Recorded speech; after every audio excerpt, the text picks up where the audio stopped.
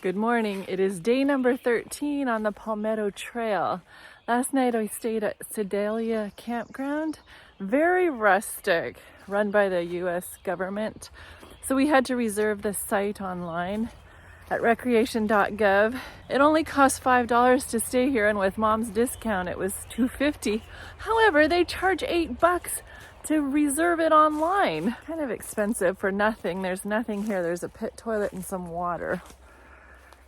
Not even any picnic tables.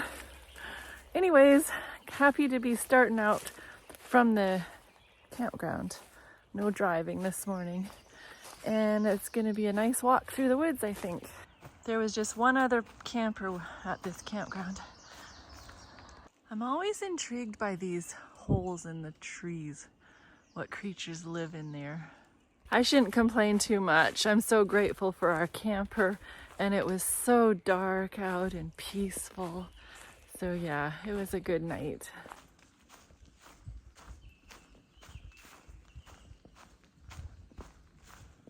I tell you, I do not make up these stories that are in the Bible. There are some very bizarre stories, to be sure, at least for our day and age. But back then, they were just pretty normal, I guess. This is one of those stories. It's in Judges, and it's about a man named Jephthah. And his father's name was Gilead, but his mother was a harlot. On a road walk already. Looks like it might rain, and I sure hope it doesn't. Boy, there's my marker. You can barely see it. Again, I just happened to look up at the right time.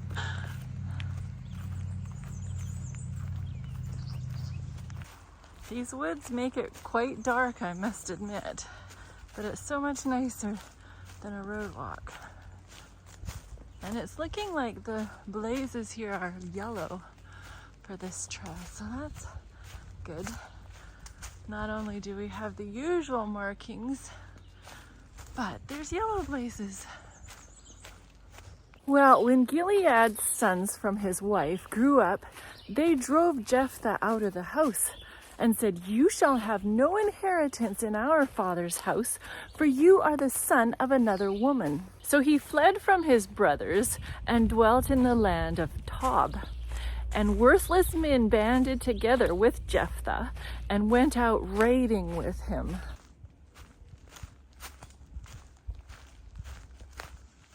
Well, as the years rolled on, the people of Ammon decided to make war against Israel. And so the elders of Israel approached Jephthah and said, "Come, be our commander, that we may fight against the people of Ammon." He said to the elders, "Did you not hate me and expel me from my father's house? Why do you come to me now when you are in distress? And if the Lord delivers the Ammonites to me, shall I be your head? In other words, shall I be your judge?" The elders promised that with the Lord as their witness, he would be the commander and judge over them.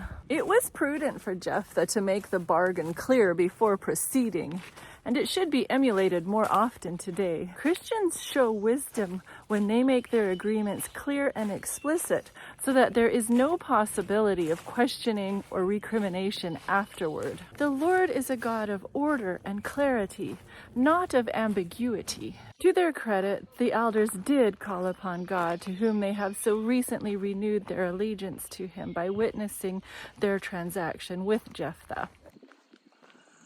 Oh, this is called Jones Creek Lake.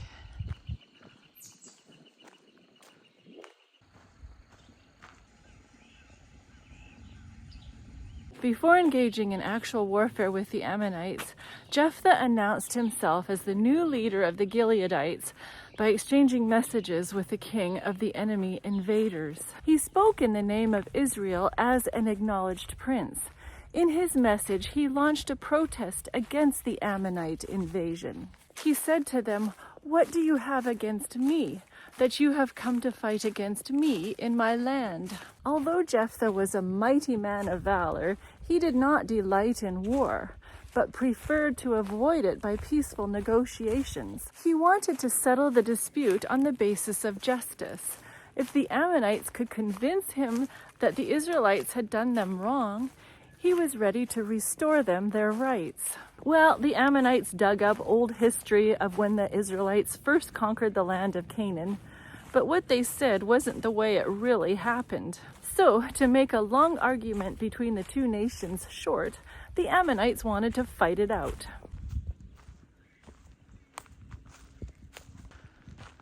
Well, another lake.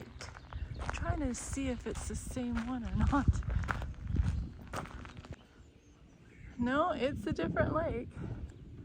That's amazing.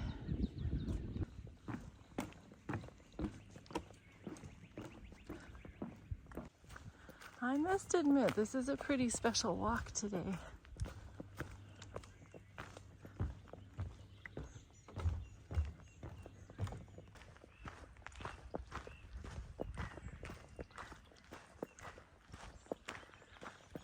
Jephthah then toured Gilead and the territory of Manasseh, recruiting additional troops. He swept through the land from end to end to kindle the torch of war and to embolden the population to resist the Ammonite invaders. Then Jephthah made a vow to God, saying, "If you will indeed deliver the people of Ammon into my hands, then it will be that whatever comes out of the doors of my house to meet me when I return in peace from the people of Ammon shall surely be the Lord's, and I will offer it up as a burnt offering." What was this guy thinking? Of course the Lord delivered them into Jephthah's hands, and he slaughtered them in 20 cities. And then the people of Ammon were subdued against the children of Israel.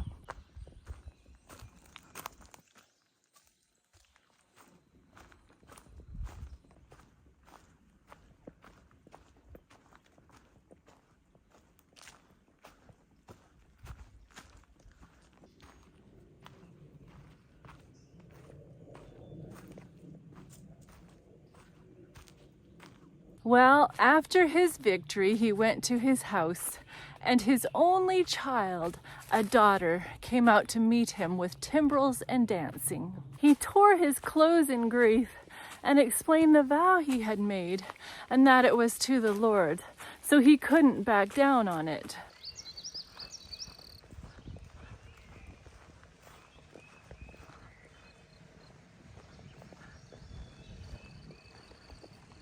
When Jephthah made his vow by referring to whatever, including whoever came out of his house, he thought he was leaving the choice of the sacrificial victim up to God. Reference to the doors of his house do not mean that he had a human in mind.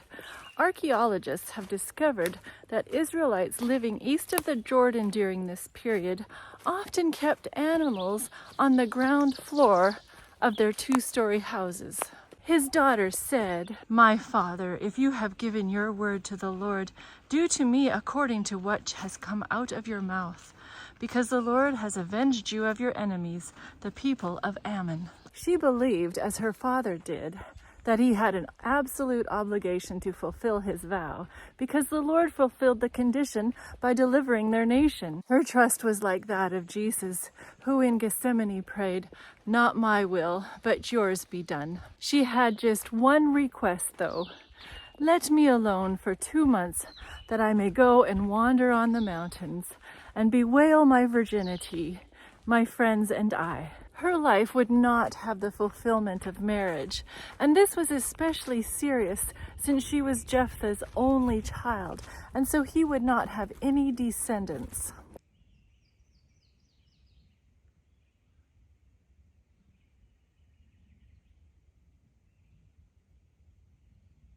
So he let her go away for 2 months, and when she returned to her father, he carried out his vow with her, which he had vowed, and she knew no man. This is one of the most disturbing verses in Scripture. He is the ultimate example of someone who swears to his own hurt and does not change because he fears the Lord. He was not a more rash person than other deliverers, but as a finite human being, he did not see the consequences of his vow. Because of such human limitations, Jesus later cautioned about making such oaths.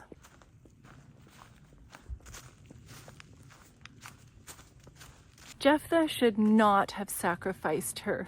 She was not an appropriate victim for a burnt offering. He should have offered an animal. God had forbidden child sacrifice. But Jephthah apparently thought his case was exceptional and that God had chosen the victim. He was motivated by misguided piety rather than rebellion against God.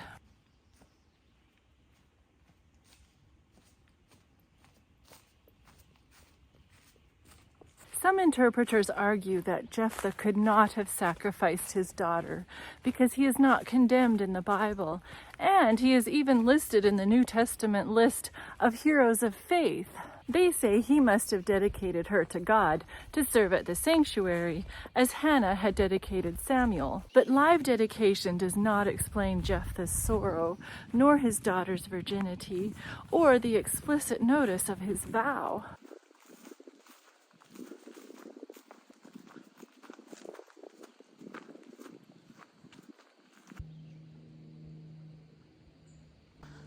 This truly does make me nervous walking in this grass. Oh, but it's beautiful.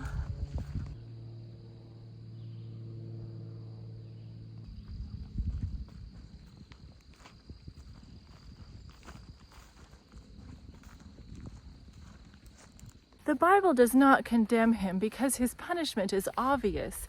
He wiped out his own line of descendants with his own hand.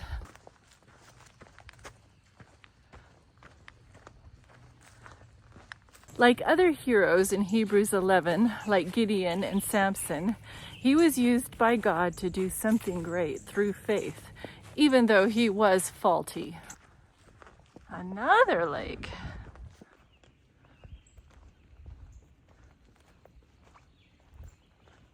You have to give him some credit, because even though he came from a rough, rejected background, he was the only deliverer in the book of Judges who tried to settle conflict with an oppressor through diplomacy. In this, he showed wisdom rather than rashness.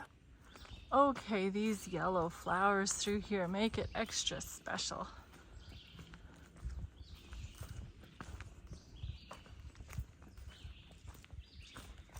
Just look at them all. Wow. I don't want to have to cross this muck. No. Just some minor damage. I found some unusual fungi. Oh, that's a new flower on my hikes. Okay, I've come to the road. I've pinned my mother where I'm at, so she should be coming to pick me up.